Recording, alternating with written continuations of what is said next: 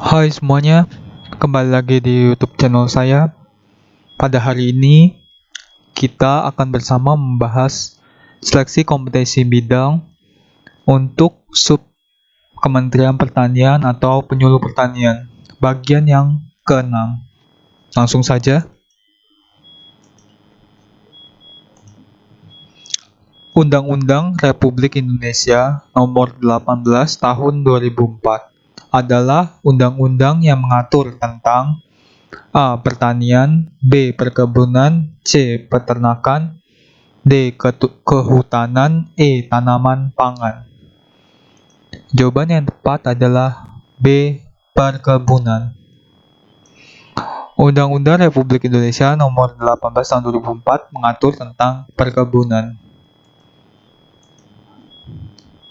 Ini jenisnya undang-undang, entitasnya pemerintah pusat Nomor 18 Tahun 2004. Judulnya Undang-Undang tentang Perkebunan.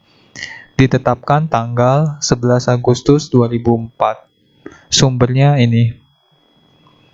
Tema Kehutanan dan Perkebunan. Oke, lanjut.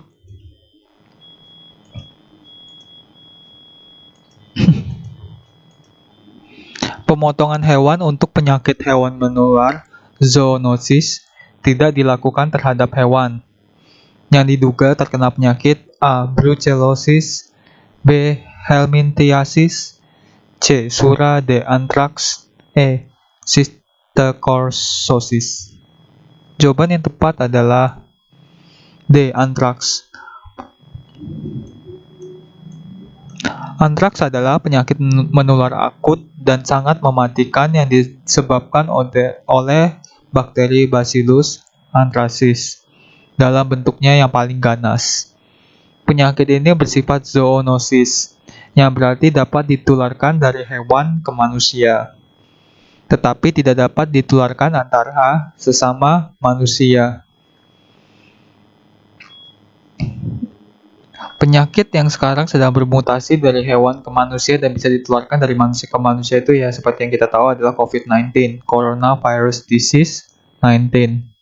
Itu penyakit yang pertama kali berasal dari kelelawar dan hinggap dan bermutasi di tubuh manusia sehingga bisa berevolusi dan ditularkan dari manusia ke manusia.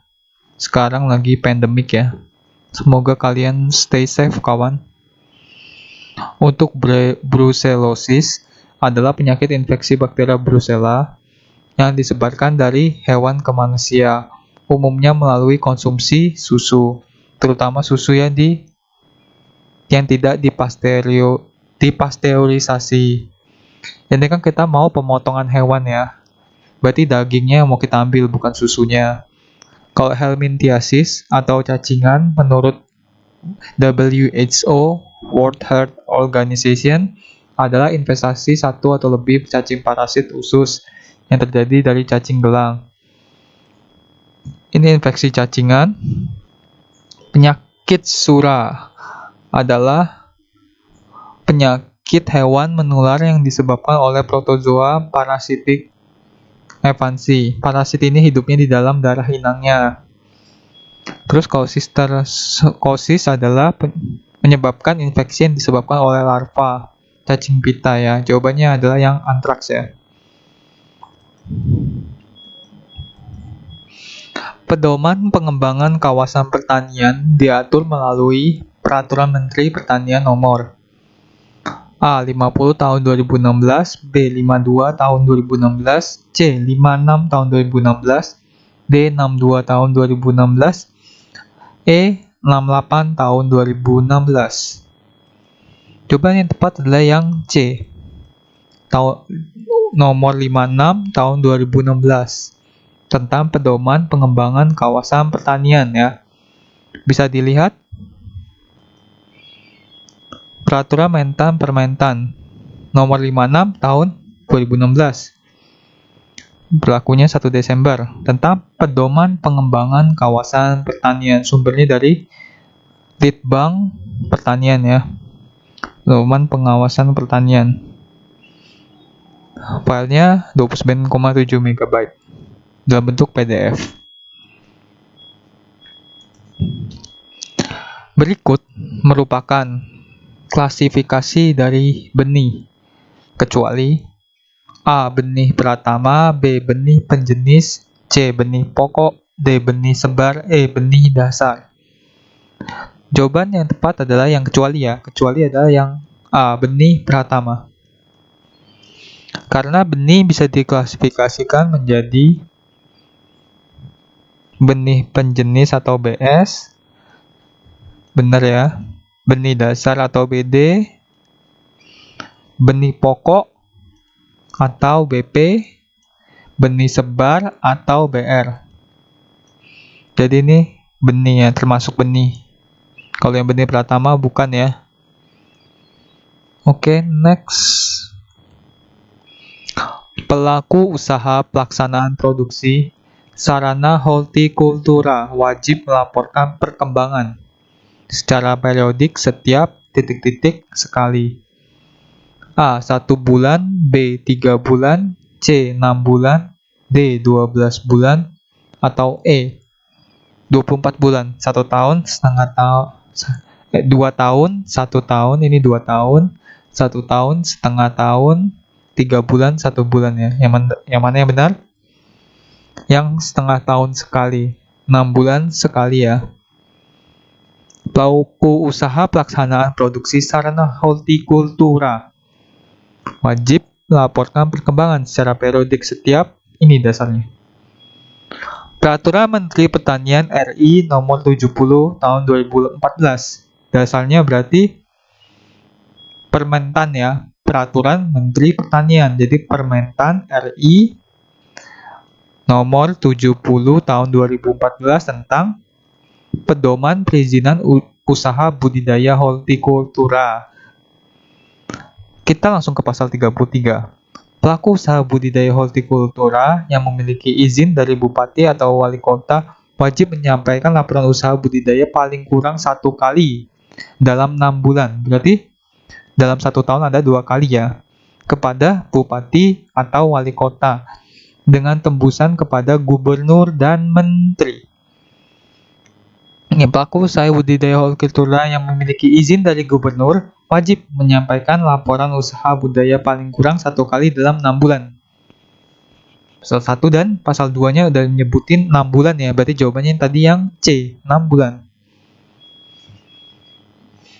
Oke, tak bosan-bosan saya ingatkan jangan lupa untuk klik tombol subscribe untuk membantu keberlangsungan channel ini.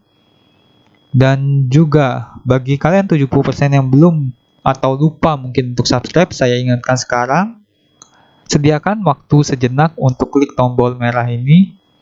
Dan juga untuk kalian yang setia menonton video ini, terima kasih kepada orang-orang yang 30% ini.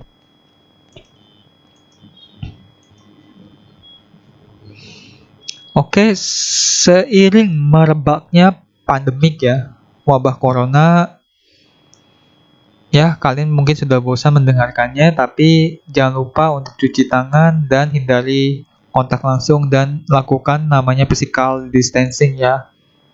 Dan untuk working from home, semoga kalian tetap rajin seperti Dogi ini, dan jika kalian memang passionnya rebahan, semoga kalian bisa rebahan sambil menonton video yang bermanfaat seperti video di channel ini. Hak guna usaha untuk usaha perkebunan diberikan dengan jangka waktu paling lama A. 10 tahun, B. 25 tahun, C. 35 tahun, D. 50 tahun, atau E. 75 tahun. Jawaban yang tepat adalah yang C. 35 tahun, hak guna usaha untuk perkebunan.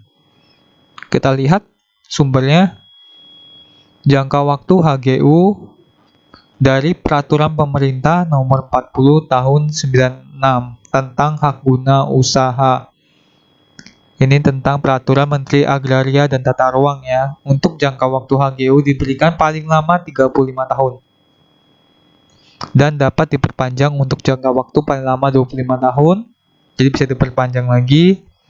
Setelah jangka waktu HGU dan perpanjangannya berakhir, kepada pemegang hak kemudian dapat diberikan pembaruan HGU paling lama untuk jangka waktu 35 tahun di atas tanah yang sama. Berarti totalnya paling lama ya 35 tahun.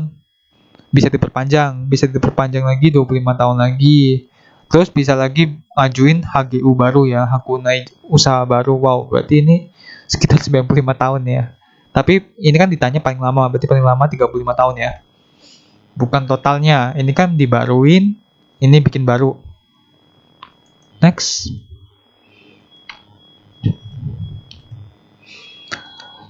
Berikut ini merupakan strategi-strategi perlindungan petani, kecuali A. Kepastian usaha, B. Penghapusan praktek ekonomi biaya tinggi, C. Asuransi pertanian, D. Sistem peringatan dini dan penanganan dampak perubahan iklim, E. Penyediaan fasilitas pembiayaan dan permodalan. Jawaban yang tepat adalah yang E. Kecuali ya. Penyediaan fasilitas pembiayaan dan permodalan. Ini kan berarti tempat simpan pinjam berarti ya. Strategi perlindungan petani dapat dilakukan melalui prasarana dan sarana produksi pertanian, kepastian usaha ya. Kepastian usaha ada di A, harga komoditas pertanian, penghapusan praktek ekonomi biaya tinggi, asuransi pertanian, terus sistem peringatan dan penanganan dampak perubahan iklim ada di D, dan ganti rugi gagal panen akibat kejadian luar biasa. Untuk kejadian luar biasa itu ya seperti sekarang ini termasuk ya bencana ya. Bencana bisa masuk bencana alam atau bencana virus ya, kayak seperti sekarang pandemik ya.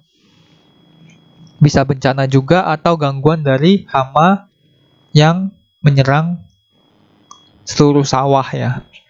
Oke, next.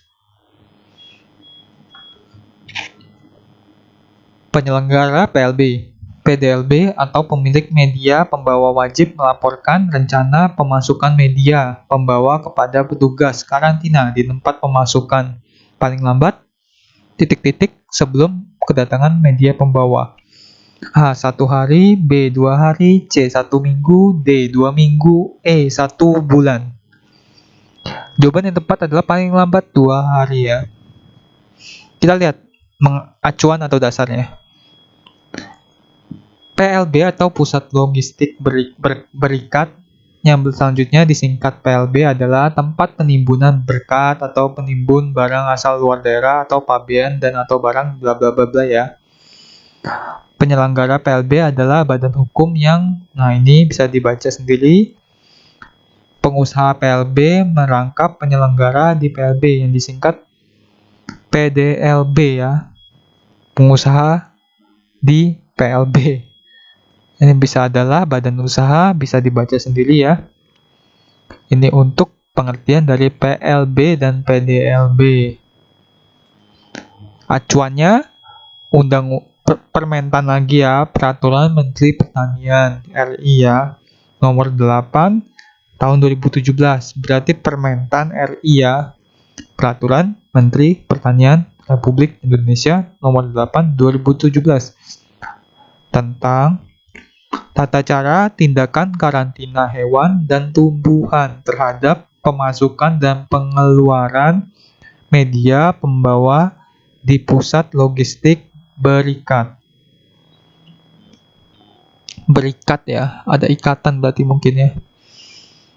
Pasal 11 acuannya. Penyelenggara PLB, PDLPB atau pemilik media pembawa wajib melaporkan rencana pemasukan media pembawa kepada petugas karantina di tempat pemasukan paling lambat 2 hari sebelum kedatangan media pembawa.